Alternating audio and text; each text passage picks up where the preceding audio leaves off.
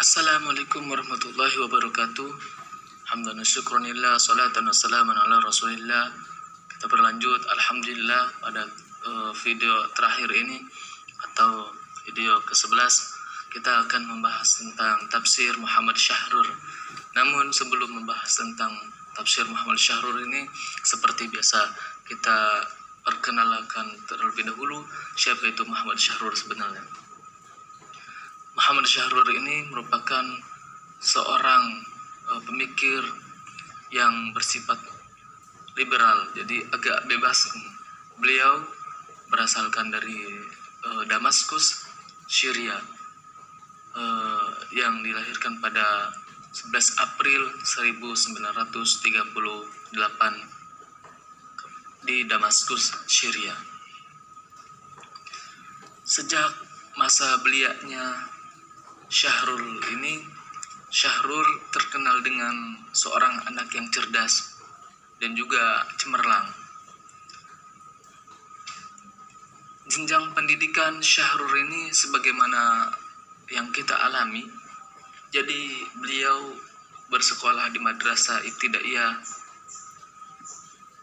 yang kemudian dilanjutkan dengan sekolah Sanawiyah dan juga ataupun STLTP sederajat gitu ya, di Damaskus. Nah, dalam usia yang ke-19 ini Syahrul lulus daripada Madrasah Sanawiyahnya pada tahun 1957 Masehi. Dengan kecerdasannya inilah maka pemerintah Syria memberikan suatu beasiswa terhadap Syahrul ini untuk melanjutkan studinya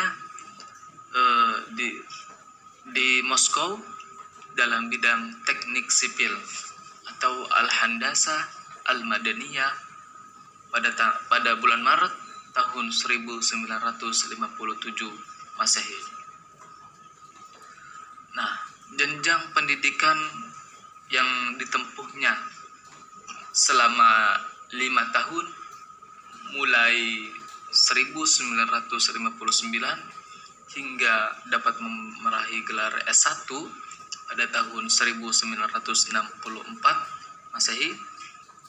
Kemudian Syahrul ini kembali kepada tempat asalnya yang kemudian menjadikan salah satu dosen teknik sipil Universitas Damaskus hingga tahun 1965 Masehi.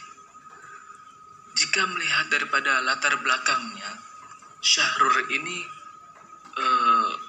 tidak seperti ulama-ulama lainnya yang menekuni dalam bidang ilmu keagamaan ataupun ilmu ke-Al-Qur'annya. Lantas, bagaimana awal mula beliau? Kenapa beliau dikatakan sebagai seorang mufassir? Padahal dari segi latar belakang pendidikannya, beliau sangat minim sekali terhadap pembelajaran tentang ilmu-ilmu keislaman. Itu. Nah, meskipun Syahrul ini bukan seorang mufassir ataupun ahli tafsir, kemudian bukan juga seorang ahli fikih, bukan juga seorang ahli usul fikih, ataupun juga ahli dalam bahasa, tetapi dia sering melibatkan dirinya dalam isu-isu tentang liberalisasi syariat dan dekonstruksi tafsir Al-Quran. Kemudian beberapa hukum Islam dan kaidah ilmu tafsir dan usul fikih kemudian didekonstruksikannya dengan bekal-bekal inilah yang kemudian Syahrul menulis tafsir Al-Quran dengan bekal ilmu teknik dan mengandalkan asal-usul kearabannya. Maka latar belakang lingkungan juga berpengaruh. Kemudian pergaulan berpengaruh untuk berpikir dalam karya-karya yang dituangkannya, yakni tafsirnya. Di dalam pemikirannya, Syahrur ini mempunyai pemikiran tentang substansi Al-Quran. Jadi Al-Quran itu sebagai kitab yang mutasyabih. Kitab yang mutasyabih ataupun Al-Quran yang mengandung kemiripan dan kesamaan gitu. Antara apa? Antara Quran secara juz'iyat ataupun Quran dengan bentuk secara umum, kemudian dengan as-sab'ul masani, 7 ayat yang diulang-ulang ataupun surat Al-Fatihah. Nah, kitab mutasyabih ini ataupun Al-Quran ini merupakan ayat-ayat metafora dan simbolik. Adapun as-sab'ul masani merupakan ayat-ayat secara pengulangan yang bermakna identik. Jadi tidak jarang bahwasanya Al-Quran itu adalah Al-Fatihah, ummul kitab ataupun induknya Al-Quran, sebagaimana yang dikemukakan oleh Syahrur bahwasanya Al-Quran itu suatu kitab yang mutasyabih. Kemiripan dari apa? Pembahasannya masih melatar belakangi yang terdapat dalam ayat Al-Fatihah, suratul Fatihah. Kemudian sab'ul masani, ayat yang diulang-ulang. Sebagaimana kita tahu bahwa ulama berpendapat bahwasanya karena ayat-ayat Al-Quran itu merupakan suatu rincian yang terdapat di dalam surat Al-Fatihah, maka tidak jarang para ulama menyebutnya dengan as-sab'ul masani, 7 ayat yang diulang-ulang. Diulang-ulang secara apa? Secara pembahasan yang masih ada terkaitannya antara ayat tersebut dengan pembahasan secara umum yang terdapat dalam surat Al-Fatihah. Kemudian Syahrur ini berpikir tentang kenabian, bahwa posisi Al-Quran terhadap kenabian.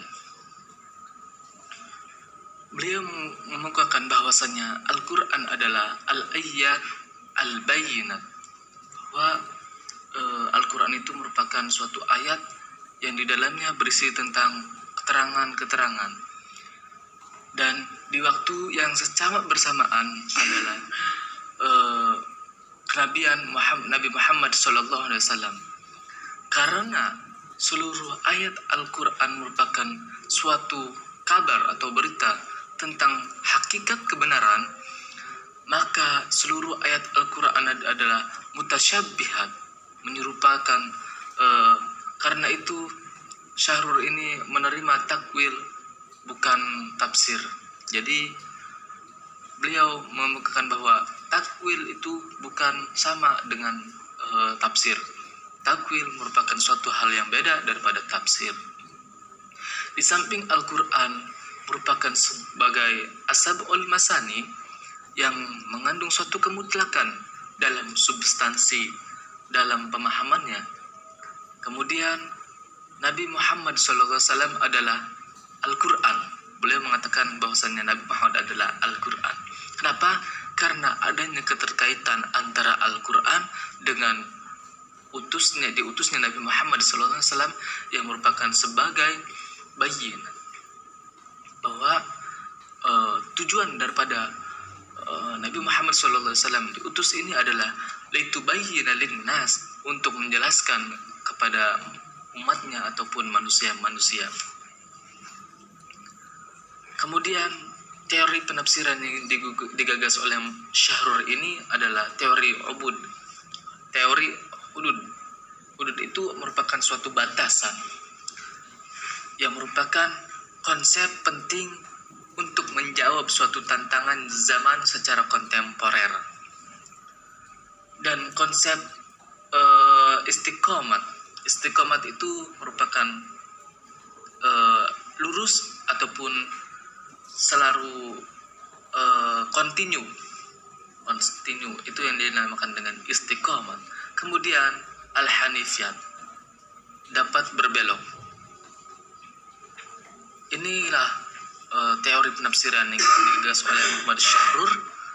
Mudah-mudahan ada manfaatnya. Wassalamualaikum warahmatullahi